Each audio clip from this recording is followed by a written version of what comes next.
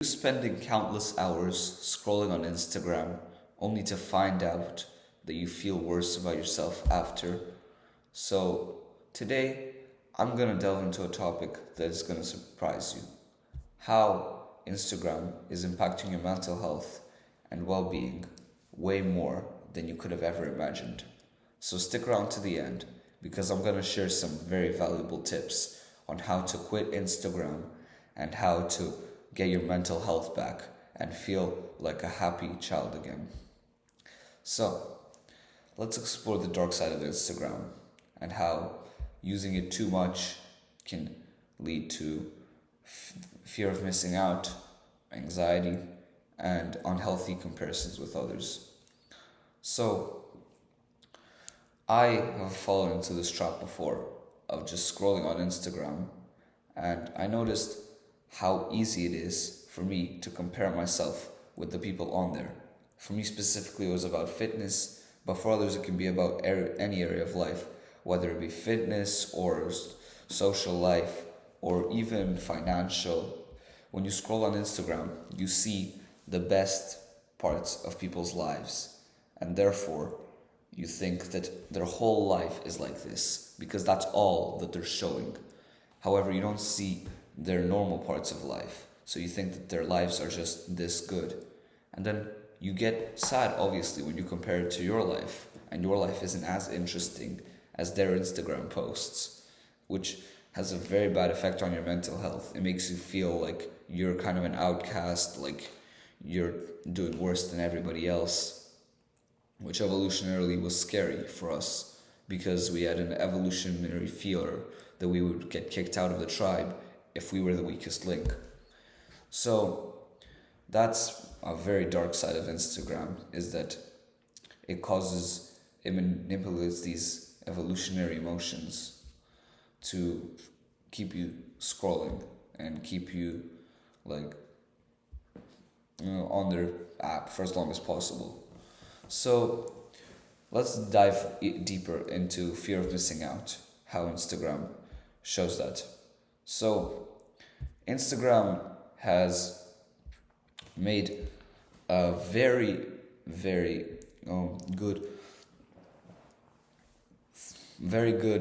system where they can keep people hooked, and they need people or people need to use Instagram. So imagine when you try to delete Instagram, when I tell you to do this later in this video, you're gonna start coping, but it's not your brain that's coping. It's really Instagram who's fighting against you.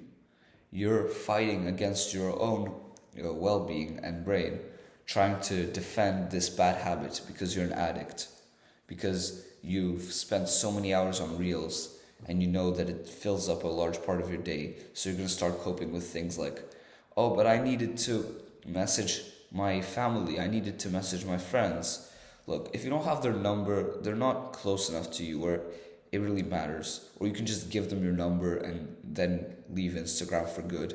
I haven't, I can't understand how these people think that their needing to message on Instagram can justify this horrible addiction that's ruining their lives.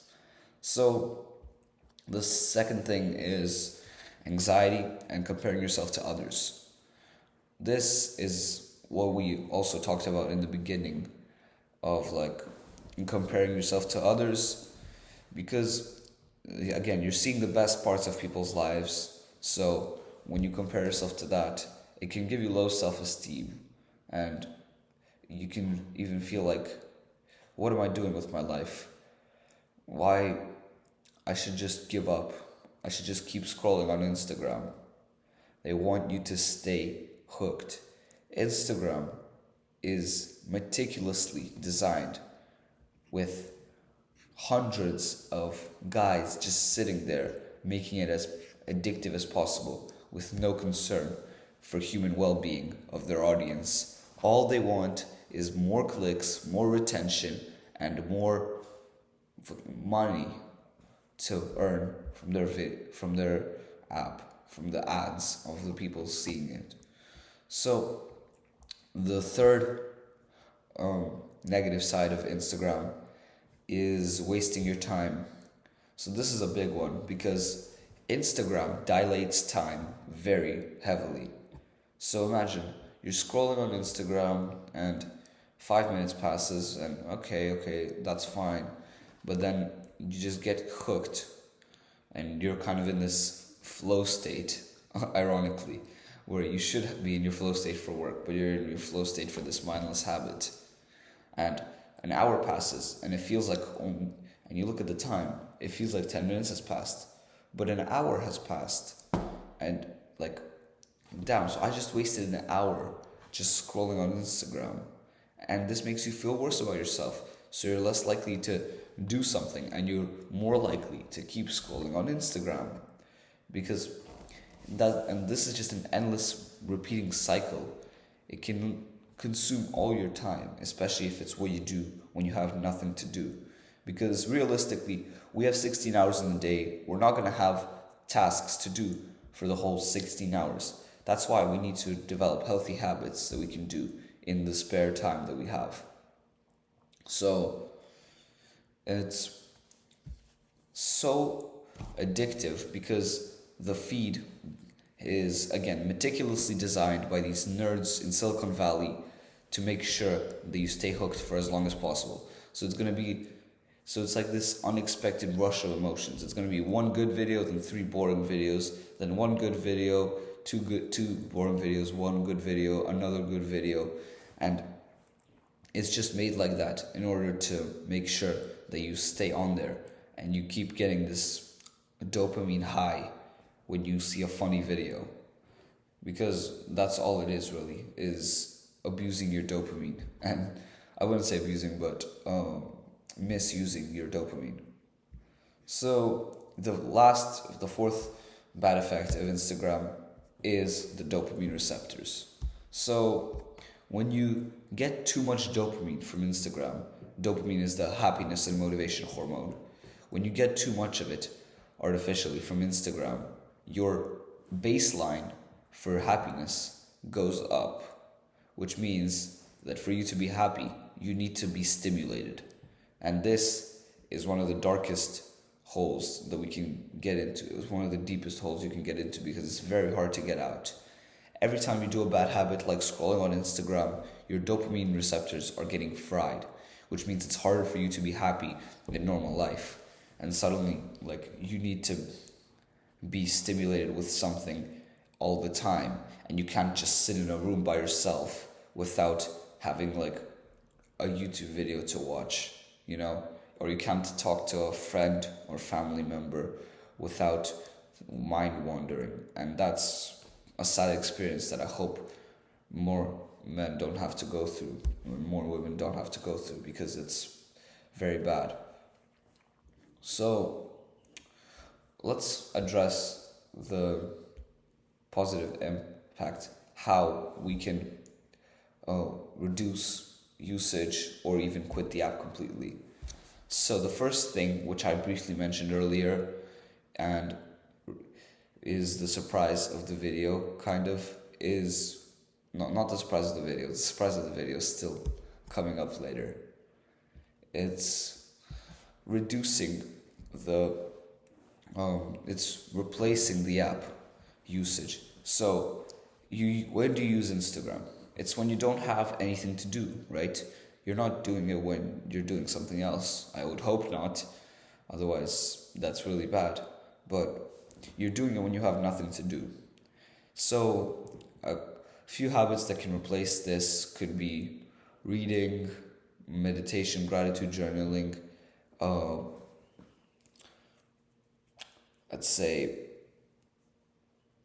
even just going outside, going for a walk when you have like a spare hour or two can be helpful, because again, often we also use them when we have 1 or 2 minutes and we can't really do anything else.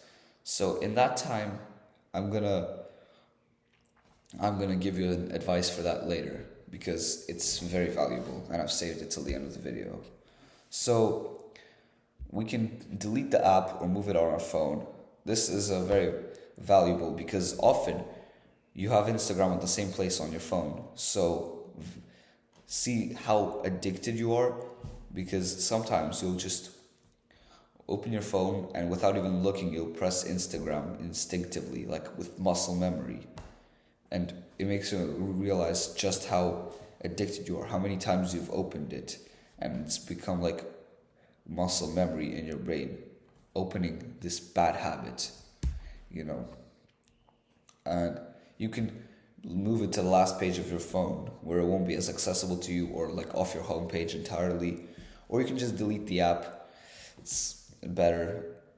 There's even more friction to scrolling, because every time you want to scroll you have to re-download the app, and I don't think you're gonna, and if you're about to re-download the app just to scroll, you're gonna realize like, I shouldn't be doing this really. There's no point. Here, my actionable step of how you can escape this addiction slowly and surely. So let's take a break from Instagram for a day or a week. You can just delete it. That's the surefire way of making sure you don't return. And that's really the actionable step, is to quit Instagram, see how much more boring but also fun your life becomes. And here's the final advice I wanted to give. For the 1 to 2 minutes that you're spending just scrolling on Instagram between activities, like when you're just commuting or when you're walking to the kitchen, you could just not be using Instagram. If you do nothing, it's gonna build up your tolerance for being bored, and therefore you're just gonna be happier in day-to-day life, because the more bored you are, the happier you are. When you're overstimulated, you're always gonna be sad, and your life is gonna fall apart from this overstimulation that you're constantly putting yourself through. So let's summarize. Instagram is horrible for you. There's literally no benefit to it. Let's delete it, or at least find a way to use it way, way less, apart from when we really need to. And that's about it for today. Follow my Patreon, subscribe to my channel, like the video, and embrace progress, not perfection. See ya.